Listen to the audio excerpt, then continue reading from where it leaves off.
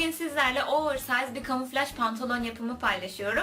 Bu aralar çok böyle paçaları lastikli pantolonlar gördüğümüz için oturup 40-50 dakikada yapabileceğimiz bir pantolon yaptım. Şimdi isterseniz hemen nasıl yapıldığına geçelim. Eğer videom hoşunuza giderse beğen butonuna basmayı ve videoların devamını görmek isterseniz kanalıma abone olmayı unutmayın. Kendinize çok iyi bakın.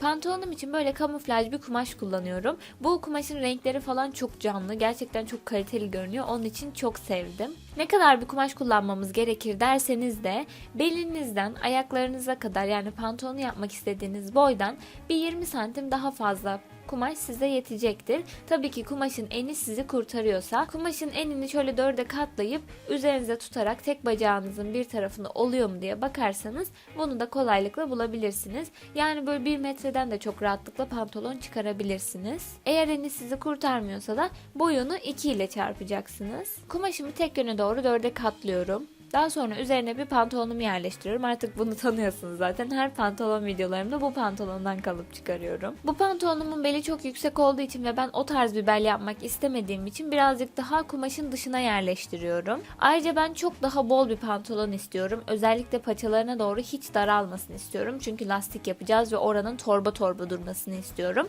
Onun için ona göre dümdüz bir şekilde çiziyorum ve kesiyorum. Burada bollaştırmanız gereken yerler paçalar. Yani bu A kısımdan aşağısı. Üst kısımdan bollaştırmayın. Üzerinize oturması gerekiyor çünkü. Parçalarımı güzelce kestikten sonra ikişerli halinde ayırıyorum.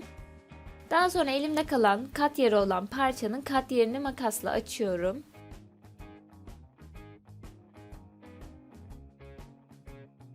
Ve bu parçalar benim arka parçalarım olacak. A kısmından dikiyorum.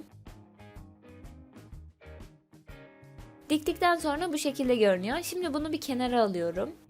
Ve ön parçayı ayarlayacağım. Ön parçayı bilerek kumaşın kenarına denk getirdim ki zaten birazcık darlaştırıyorum arka parçaya göre. Kumaşın kenarını kesiyorum.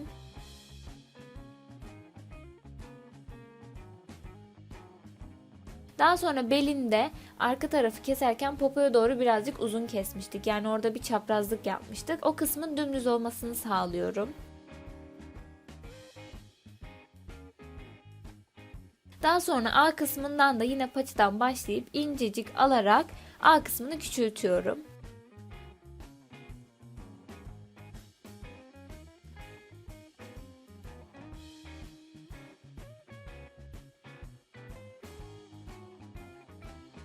Daha sonra cep için yer belirleyeceğim. Burada cebi ön parçada ve düz olan kısımdan açıyoruz. Bu dikilmemiş haliyle birazcık kafa karıştırıcı olabiliyor. Ama düz kısımdan açın. Ağın olduğu kısımdan açmayın.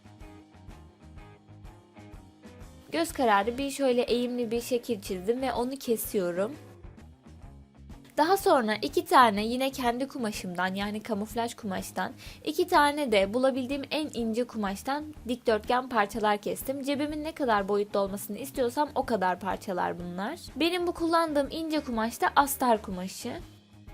Daha sonra kestiğim kamuflaj cep parçalarını kenara alıyorum ve astar parçamı pantolonumun arka kısmına yerleştiriyorum.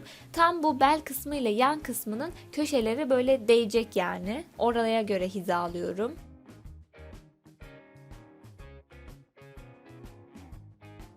Ve cep için çıkardığım parçayı da aynı şekilde bunlara kesiyorum.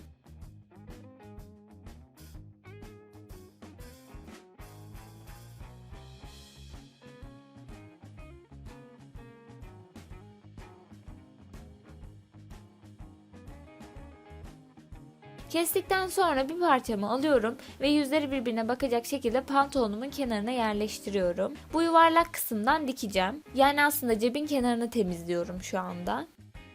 Diktikten sonra bu şekilde görünüyor. Döndüğünde potluk olmaması için birkaç tane çıt atıyorum. Ve güzelce tersine çeviriyorum bu torbayı.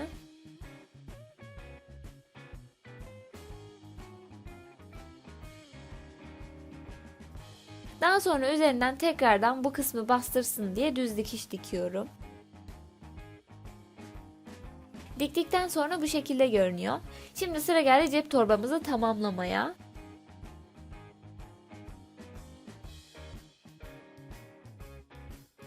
kamuflaj parçamı astar parçamın üzerine koyuyorum ve gösterdiğim yerlerden dikiyorum. Burada bir tarafında daha ince bir kumaş kullanmamızın sebebi cebin çok fazla yerini belli etmemesini istiyoruz. Yani orada böyle çok kaba bir şekilde torba olsun istemiyoruz. Çünkü bazen cepler dışarıdan çok belli oluyor ve bu beni çok rahatsız ediyor. Şimdi bu dikmediğimiz yan kısımlar böyle sürekli kendini salıp beni uğraştırmasın diye iğneliyorum.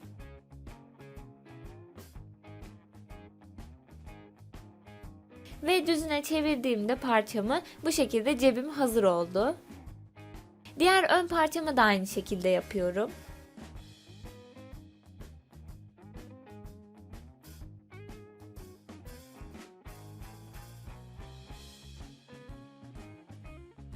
İki parçamın da ceplerini ayarladıktan sonra ön parçalarımı yüzleri birbirine bakacak şekilde üst üste yerleştiriyorum ve parmağımla gösterdiğim kısımdan dikiyorum. Ben overlock makinesi kullandım dikerken, daha temiz bir bitiş sağladığı için, ama siz düz dikiş yapıp kenarına zikzak dikiş de gidebilirsiniz eğer overlock makineniz yoksa.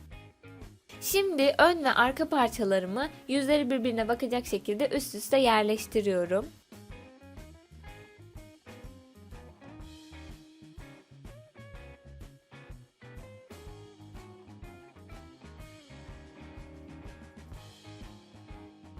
Ve yan kısımlarından, orta kısımlarından dikiyorum.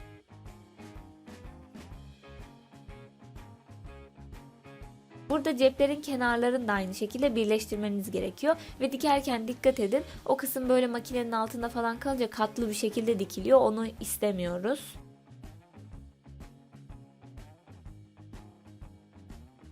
Düzünü de çevirdiğimde gördüğünüz gibi taslak olarak pantolonumuz hazır. Şimdi sıra geldi belini yapmaya. Ben arka kısmı lastikli bir pantolon istiyorum. Zaten çok oversize olduğu için lastik görüntüsü beni rahatsız etmeyecek. Ancak arkada rahatsız etmeyecek. Ön tarafta dümdüz bir görüntü istiyorum. Mezromla pantolonumun belini ölçüyorum ve pantolonumun beline uygun olacak şekilde bir kemer kesiyorum.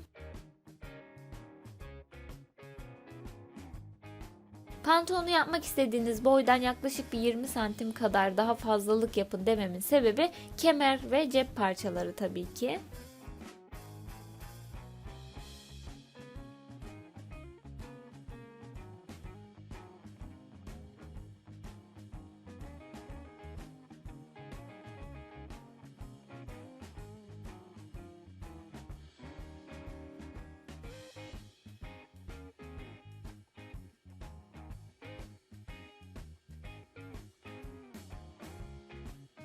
Düzgün bir şekilde kemerimi kestiğime emin olduktan sonra bu şekilde ikiye katlıyorum ve kenarından birleştiriyorum.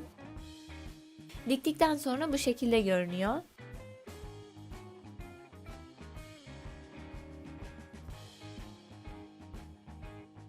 Şimdi kemerimin dikişi tam yana gelecek şekilde onu katlıyorum ve ön parçamın bir ortasını ölçüyorum. Nereye kadar lastik yapacağımı öğrenmek için. Daha sonra buraları çizgi taşımla işaretliyorum. Şimdi bu işaretlediğim iki yerin arasını ve dikişin olduğu kısmı lastikleyeceğim. Oradan göz kararı yaptım ben. Biraz daha minik olacak şekilde bir lastik parçası kestim.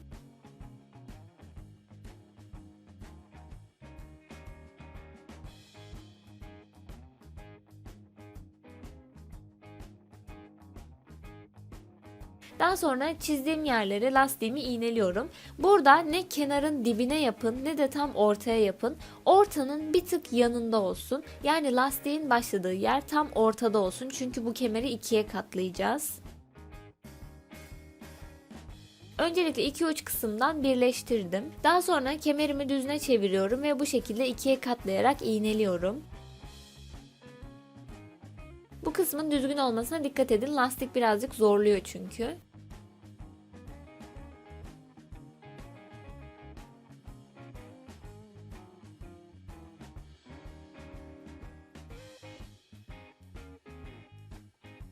Şimdi bu kısmı lastiği gererek dikeceğim. İki kez buradan gidip geleceğim ve sanki lastikli bir kumaş elde etmiş gibi olacağım. Yani bu şekilde.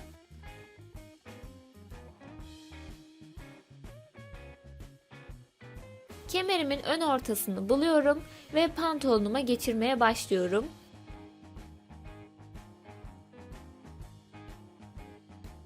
Zaten kemerimin düz tarafı ön parçayla aynı olduğu için direkt orayı dümdüz bir şekilde birleştiriyorum.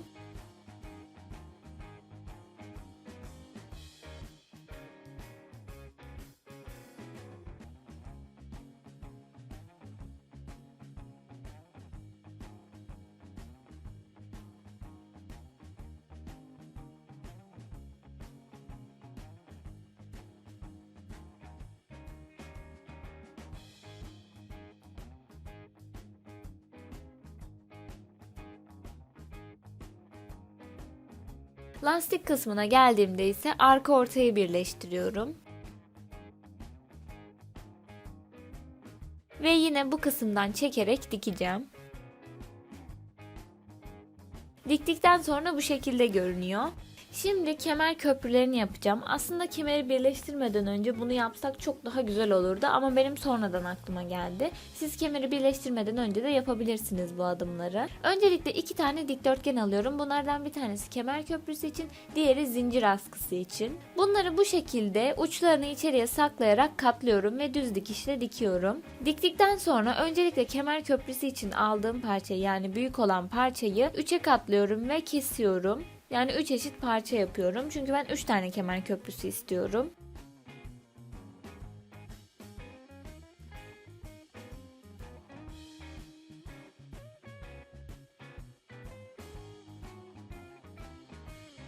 Ben kemerimi birleştirdiğim için kemer köprülerini istediğim yerlerde minik minik söktüm dikişimi. Ama siz birleştirmeden yaparsanız direkt mezro ile yapın.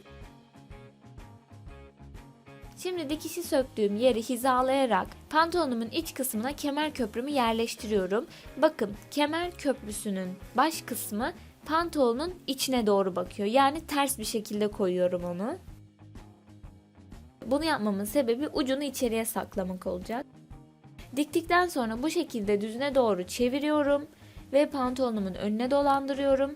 Daha sonra ucunu açıkta kalan yerden, yani kemeri söktüğüm yerden geçiriyorum. Ve iç kısma döndürüp sanki kemeri pantolonla birleştirdiğimiz dikiş devam ediyormuş gibi dikiyorum. Daha sonra fazlalık kısmı da keseceğiz. Ve kemer köprülerimi diktikten sonra bu şekilde görünüyorlar.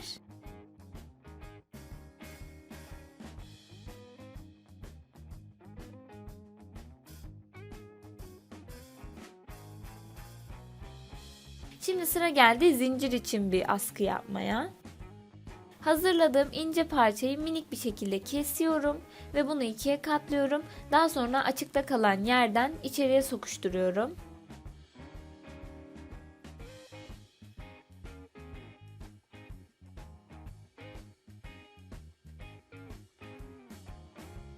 Ve aynı kemer köprüsüne yaptığım gibi burayı da dümdüz dikiyorum. Bu parçayı aynı şekilde bir de arka tarafa yaptım.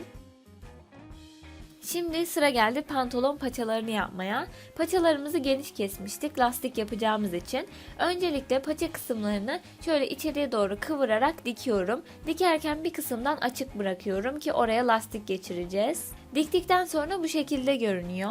Şimdi elime minik bir lastik alıyorum ve bunu ayak bileğimde ölçüyorum. Benim ayak fobim olduğu için ve herkesin olabileceğini düşündüğüm için elimde gösterdim. Bu şekilde iyice lastiğin oturması gerekiyor bileklerimize. Çok fazla sıkmayın, tabii ki rahatsız etmesin. Ama pantolonun kaymaması için de birazcık sıkı olması gerekiyor. Daha sonra bileğime uygun bir şekilde lastiği kestikten sonra ucuna bir çatal iğne geçiriyorum. Ve bunu açıkta kalan kısımdan oradaki dikişin arasına sokuşturuyorum. Ucunu çıkardıktan sonra bu iki ucu birleştiriyorum.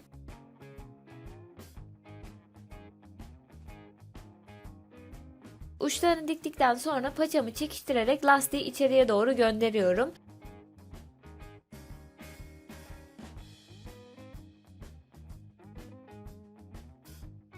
Ve açıkta kalan kısmı da düz dikişle tamamlıyorum. Böylece paçalarım hazır oldu.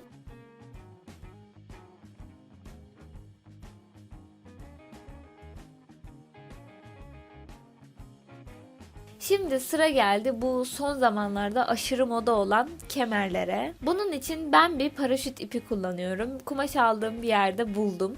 Bunları aslında çok fazla yerde bulabilirsiniz. Çanta sapı olarak falan da bulabilirsiniz. Benimki çanta saplarından sadece biraz daha parlak. Kling Shop'tan aldığım bu D tokaları ipimin ucuna geçiriyorum. Daha sonra ucunu içeriye saklayarak o kısmı dikiyorum. Diktikten sonra bu şekilde görünüyor.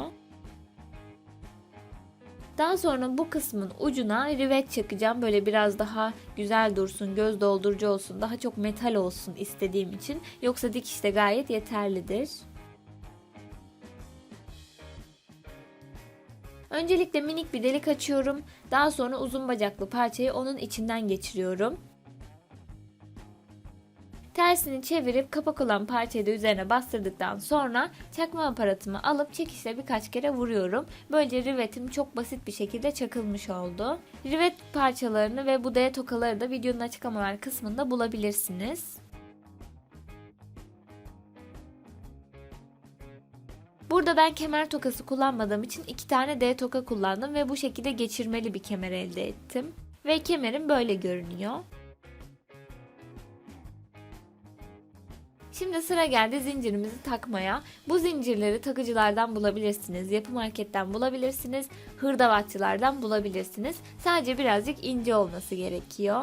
Evde eskiyen kullanmadığınız çantaların zincirlerini de kullanabilirsiniz veya böyle büyük kolyelerinizi de takabilirsiniz. Uçlarındaki yuvarlaklardan bir tanesini açıp pantolonuma geçiriyorum. Zaten onun için özel yer yapmıştık.